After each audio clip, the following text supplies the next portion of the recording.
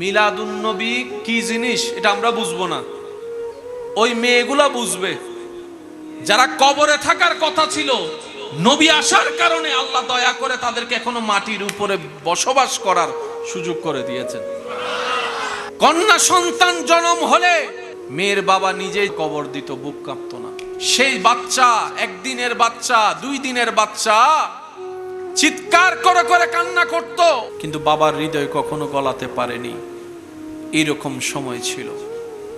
সে ছোট্ট ছোট্ট বাচ্চারা বলে, আল্লাহ আমাদের তো কোনো অপরাধ নাই, আমাদের তো কোনো অপরাধ নাই, কিন্তু আমাদের উপর অমানবিক জুলুম করা হচ্ছে। ছোট্ট ছোট্ট মেয়ে কন্যাগুলা আল্লাহর কাছে ফরিয়াদ করে, আল্লাহ রহম করো, রহম করো, রহম করো। সুবহানাল্লাহ। বাচ্চাদের আকুতি মিনতি, আল্লাহ রহম করো, আমি তো আজকে চলে যাচ্ছি, পরবর্তী যারা আসবে কন্যা সন্তান তাদের যেন এভাবে চলে যেতে না হয়, তারা যেন বড় হতে পারে, মা বাবার আদর পেতে পারে, তারা যেন বাড়ির উঠানে খেলতে পারে, তারা যেন বাবার বুকে শুয়ে শুয়ে ঘুমাতে পারে। আল্লাহ আমরা না পাই, ভবিষ্যৎ যারা আসবে তারা যেন পায়। ছোট্ট ছোট্ট বাচ্চাদের সেই আকুতি, সেই মিনতি। ন্যায় বিচার বলে, আল্লাহ পৃথিবীতে আমার কোনো অস্তিত্ব নাই, জুলুমের অস্তিত্ব বেড়ে গিয়েছে। ন্যায় বিচার বলে, আল্লাহ রহম করো। সততা বলে, আল্লাহ রহম করো। জমিন বলে, আল্লাহ আমার উপর জুলুম হচ্ছে, আমার উপর অত্যাচার হচ্ছে, অন্যায় হচ্ছে, আল্লাহ আমি জমিন সেগুলার সইতে পারছি না, আল্লাহ এমন একটা ব্যবস্থা করো যেন জুলুম কমে যায়, ন্যায় প্রতিষ্ঠা হয়ে যায়। সুবহানাল্লাহ। জমিনের আকুতি, আল্লাহ রহম করো। ছোট্ট বাচ্চাদের আকুতি, আল্লাহ রহম করো।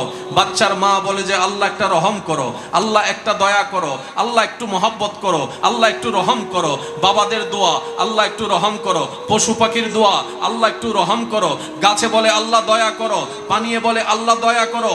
ওই কঠিন পৃথিবীর অরাজকতার বিপক্ষে আল্লাহর সৃষ্টির পক্ষ থেকে আল্লাহর দরবারে হাজার লক্ষ কোটি দোয়া হয়ে যিনি দুনিয়ার জমিনে রহমত হয়ে এসেছেন, ন্যায় প্রতিষ্ঠা করার জন্য এসেছেন, মায়া কাকে বলে শিখানোর জন্য এসেছেন, মেয়েদের সম্মান বুঝাইতে এসেছেন, তিনি আপনার আমার নবী, নবী রাহমাতুল লিল আলামিন, যিনি 12 রবিউল আউয়াল ধরাতে এসেছেন।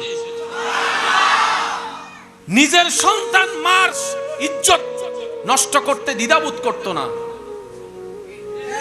তাদেরকে জিজ্ঞেস করুন নবী আসাতে কি লাভ হয়েছে। আমি শুনি নাই, আরো জোরে বলেন। গোত্র গোত্র মারামারি বন্ধ হতো না। তারা সন্তান জন্ম দিত নিজের জন্য নয়, গোত্রের পক্ষ হয়ে করার জন্য। যাদের ভবিষ্যৎ বলতে কোনো শব্দ ছিল, প্ল্যানিং বলতে কোনো শব্দ ছিল, আনন্দ বলে কোনো শব্দ ছিল, সারা দিন ভর মারামারি, পান থেকে চুন খসলে মারামারি, চতুর্দিকে অরাজকতা, অশান্তি। মেয়েদের নিরাপত্তা নাই, বাচ্চাদের নিরাপত্তা নাই, ব্যবসার নিরাপত্তা নাই, মানুষের নিরাপত্তা নাই, সুখ বলতে কোনো শব্দ নাই, শান্তি বলে কোনো শব্দ নাই, রাতের ঘুম বলতে কোনো শব্দ নাই, নাই নাই নাই নাই নাই, কিচ্ছু নাই। ওই হাজার ব্যতীত হৃদয়ের দোয়া হয়ে, আল্লাহর পক্ষ থেকে রহমত হয়ে দরার বুকে যিনি আগমন করেছেন, তিনি আপনার আমার নবী রাহমাতুল লিল আলামিন। আমরা বুঝবো না সেই পাওয়ার, সেই অনুভূতি, আমরা বুঝবো না, বুঝবো না, বুঝবো না। আমরা তো সেই সময় দেখিনি। আমরা তো মায়ের কুল থেকে দুনিয়াতে এসেই আল্লাহু আকবার আজানের ধ্বনি শুনেছি। আমরা তো ওই ঘরে বসবাস করি যে ঘরে চতুর্পাশে অন্তত ওয়াক্ত হলে 4-5টা মিনার থেকে আজানের শব্দ আসে। আমরা কিভাবে বুঝবো সাহাবায়ে কেরাম প্রাথমিক যুগে নামাজ কিভাবে পড়েছেন, সেই অনুভূতি কেমন ছিল? আপনার আমার সেই বুঝটা কখনো হবে না, কারণ সেই সময়টা আমরা কখনো পার করিনি।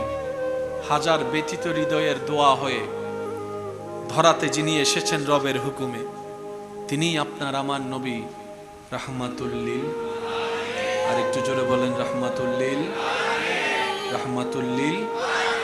আল্লাহর হুকুমে, আল্লাহর দয়ায়, আল্লাহর এজাজতে এমন পরিবর্তন এনে দিলেন যে সমাজের, যে সময়ের মানুষ কন্যা সন্তান হওয়াটা নিজের জন্য লানত, অভিশাপ মনে করত, শুধু নবী রাহমাতুল লিল আলামিন জবান থেকে একবার বলেছেন, যার ঘরে একটি কন্যা তার জন্য একটি জান্নাত, সুবহানাল্লাহ। যার ঘরে দুইটি কন্যা তার জন্য দুইটা জান্নাত, যার ঘরে তিনটা কন্যা সন্তান তার জন্য তিনটা জান্নাত। সুন্দর নিয়মে হক আদায় করে বিয়ে যদি দিতে পারে, আমি নবীর সাথে এইভাবে জান্নাতে থাকবে। এখনকার সন্তানদেরকে যদি বলা হয় 5 টাকা নিয়ে আমরা বাজারে যাইতাম, সব বাজার করে 3 টাকা পকেটে থাকতো। বর্তমান যুব সমাজের কাছে এটা হাসির পাত্র ছাড়ার কিছুই নয়।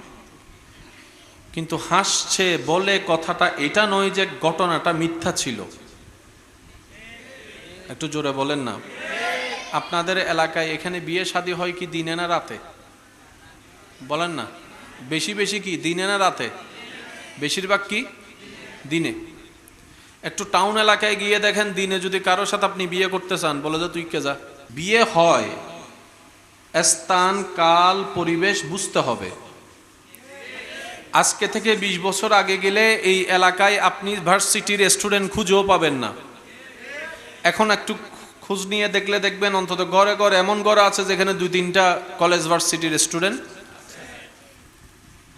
আমাদের সবচেয়ে একটা বড় বোকামি হয় কোথায় জানেন?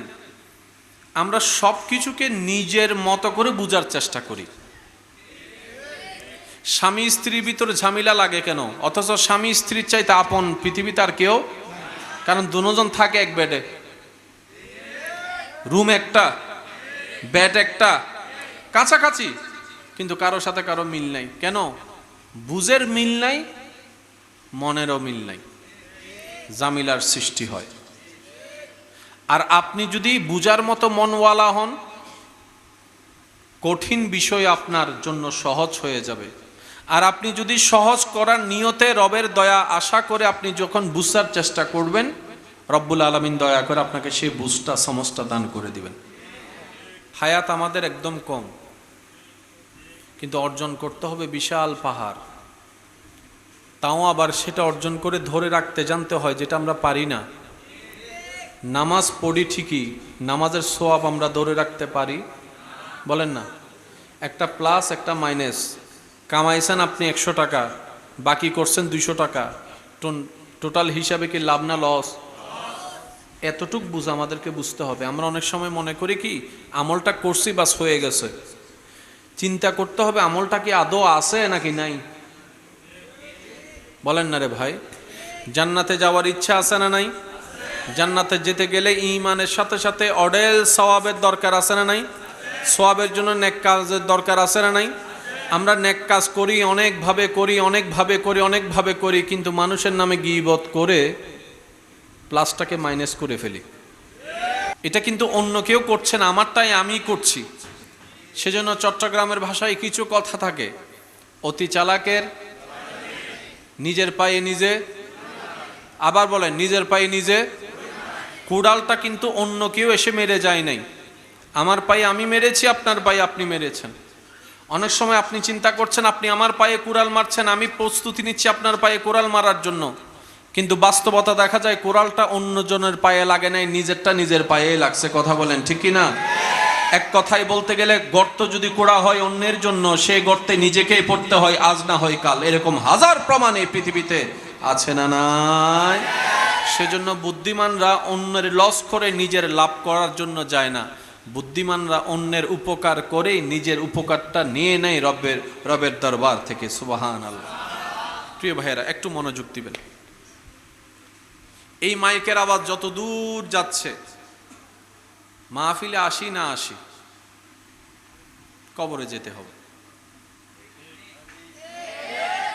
আপনি আসেন আর না আসেন, আপনিও যেদিকে আমরাও সেদিকে।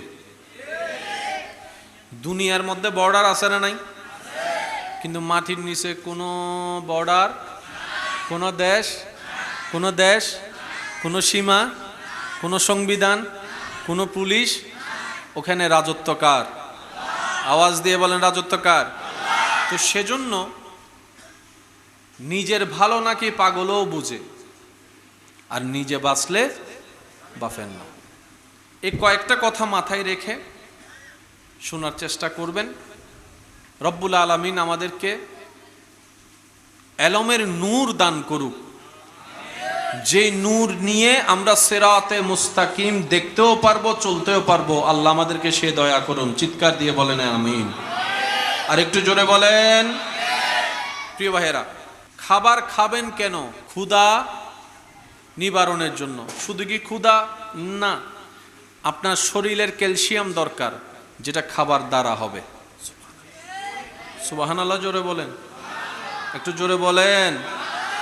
শরীরের ক্যালসিয়াম দরকার, প্রোটিন দরকার, খাবার থেকে আসবে। রক্ত তৈরি করতে হবে, খাবার থেকে আসবে। আপনি কিন্তু রক্তের জন্য খাবার খান না, খাবার খান হচ্ছে পেটের জন্য, ক্ষুধার জন্য।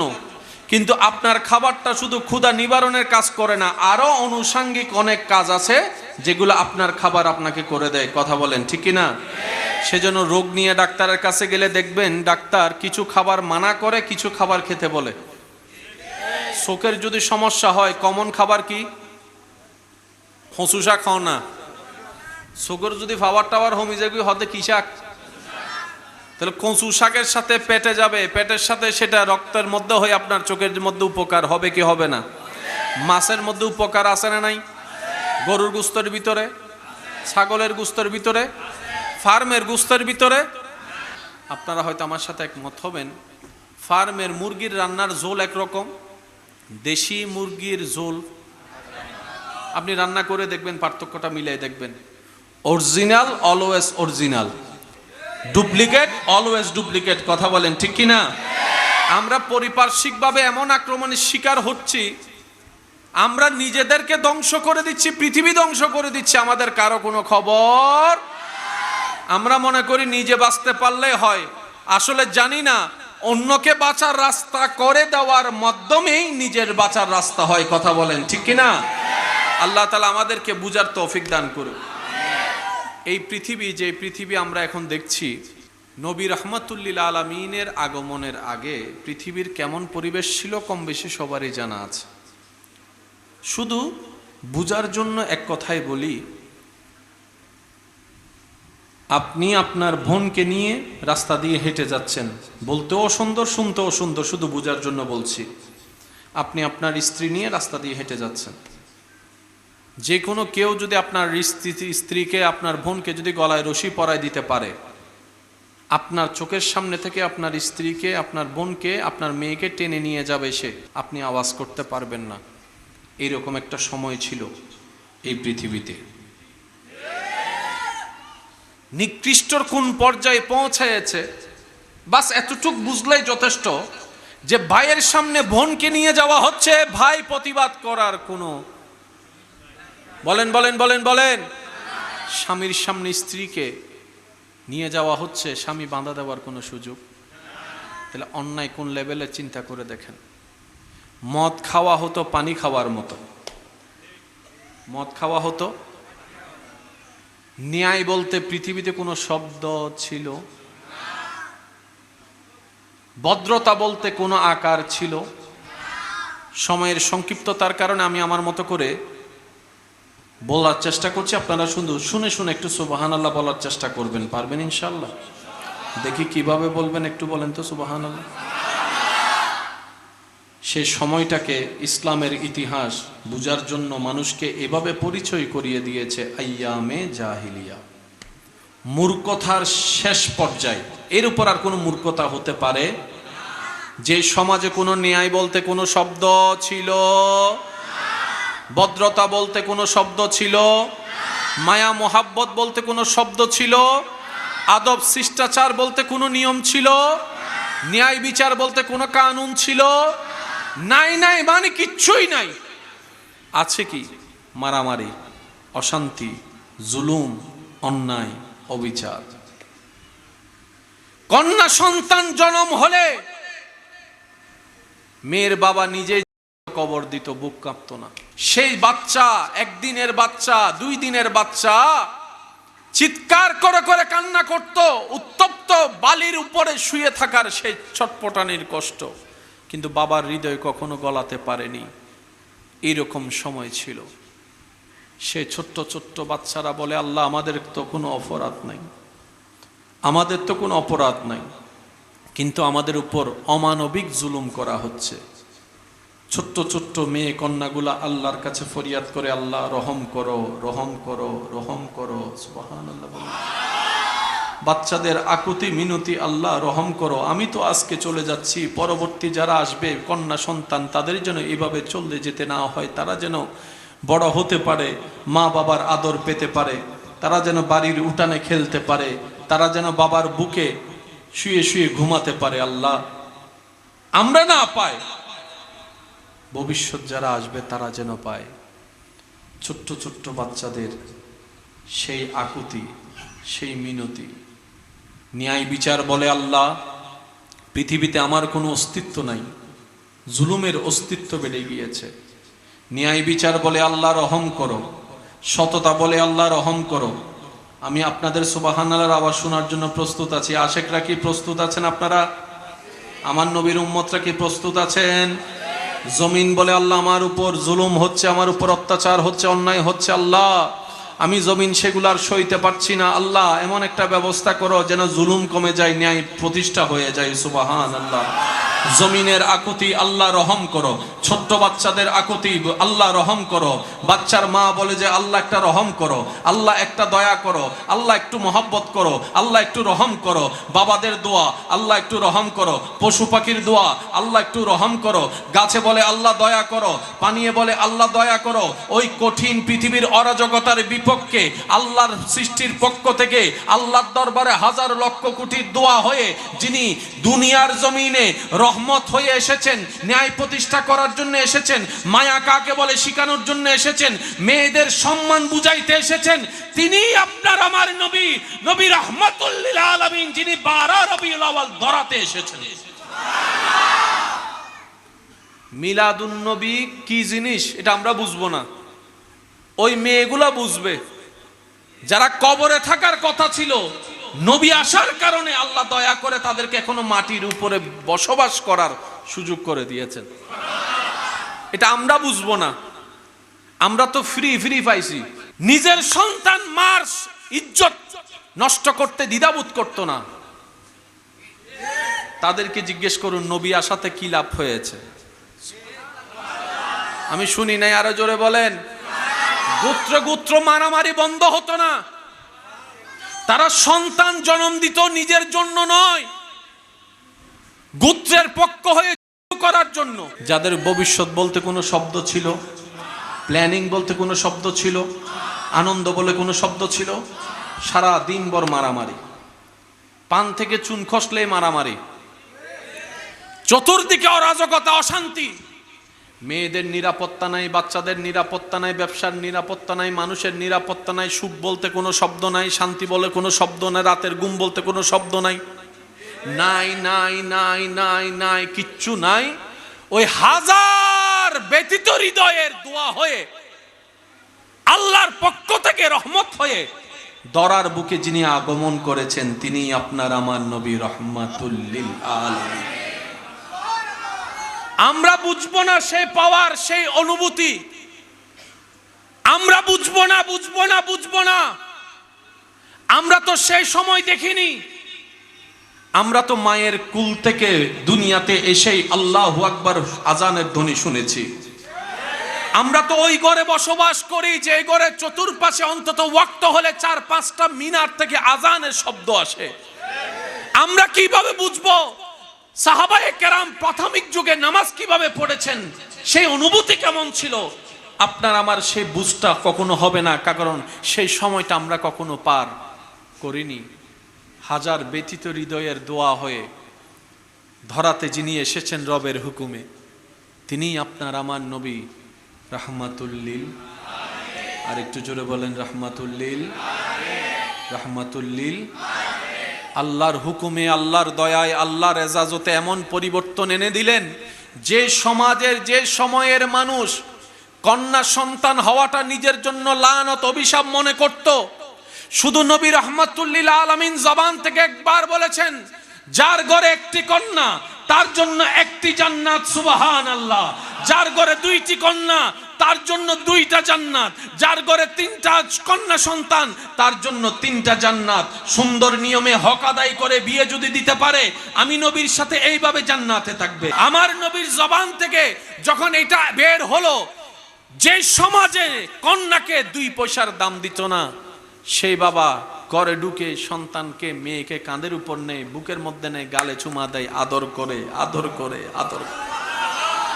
আজকের দিনে আপনাদের এলাকায় যখন কোনো মেয়ের বাবা বিয়ে দেয় মেয়েকে, মেয়ে বিদায়ের যখন টাইম হয়, বাবা কোনায় বসে বসে, এখানে মেয়ের বাবা যারা আছেন আমার কথার উপলব্ধিটা হয়তো তারা বেশি করতে পারবে।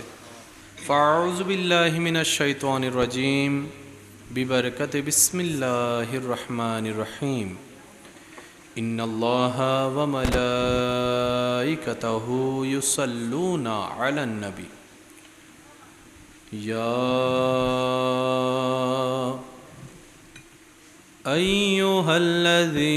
আইয়ুহাল্লাযীনা আমানু সাল্লু আলাইহি ওয়া সাল্লিমু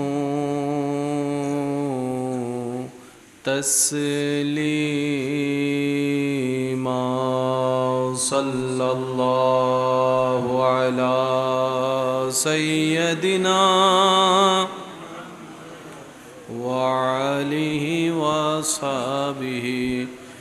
আল্লাহুম্মা সাল্লি আলা সাইয়্যিদিনা মুহাম্মাদ নাবিয়ানা। সবাই মোহাব্বতের আওয়াজে আল্লাহুম্মা সাল্লি আলা সাইয়্যিদিনা মুহাম্মাদ নাবিয়ানা। যে বা পড়ে প্রেমের সাথে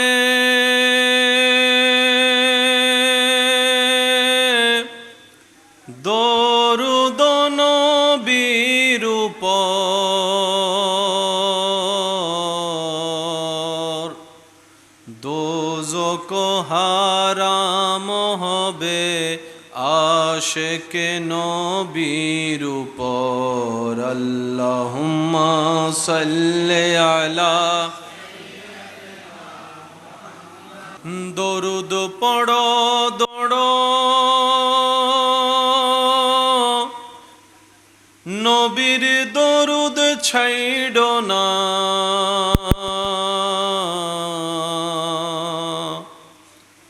দরুদ সালাম না পড়িলে ঈমান তাজা হইবে না। আল্লাহুম্মা সাল্লি আলা নাবিয়ানা শাফিয়ানা। আল্লাহু আল্লাহু আল্লাহু আল্লাহ আল্লাহু আল্লাহু হু আল্লাহ। সবাই কি আওয়াজ আল্লাহু আল্লাহু আল্লাহু আল্লাহু আল্লাহু হু আল্লাহ।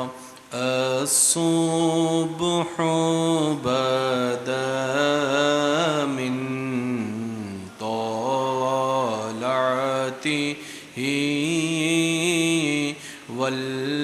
والليل دجى من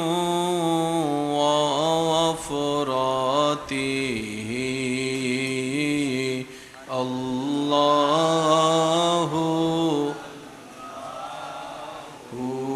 الله الله الله الله الله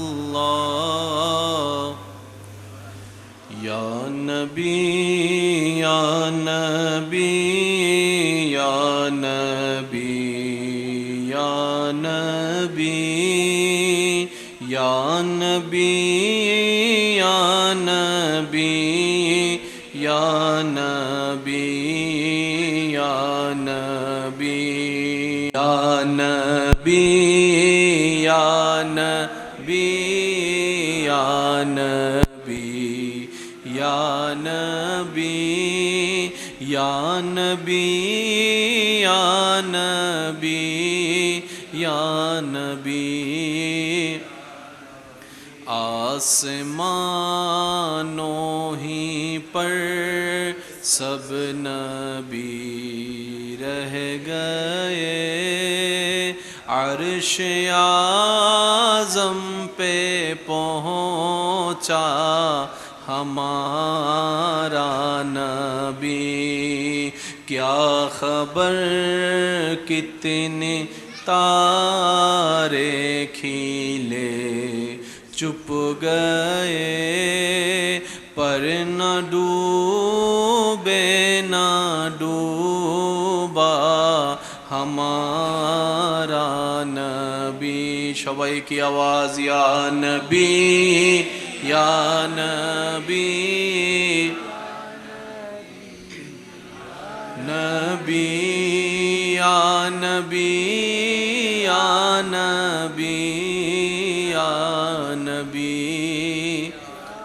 শেষবারের মতো যার যত শক্তি আছে ইমানি আওয়াজে सबसे आला ओ आला हमारा नबी, सबसे बाला ओ आला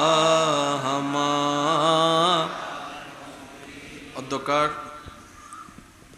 সারা বিশ্বে অল্প সময়ে খেদমত নিবেদনে উজ্জ্বল প্রমাণ রেখে মানবতার খেদমতে সূর্যালোক দৃষ্টান্ত রেখে তরিকত ভিত্তিক সংগঠন মানবসেবী সংগঠন গৌসিয়া কমিটি বাংলাদেশ ও আজম শাহ ফাউন্ডেশনের সার্বিক সহযোগিতায় আজম শাহ জামে মসজিদ পরিচালনা কমিটির ব্যবস্থাপনায় এলাকাবাসী এবং প্রবাসী ভাইদের আন্তরিকত এবং ভালোবাসায় 2 দিন ব্যাপী এই পবিত্র জশ্নে জুলুসে ঈদে মিলাদুন্নবী সবাই জবান খুলে বলি সাল্লাল্লাহু আলাইহি ওয়াসাল্লাম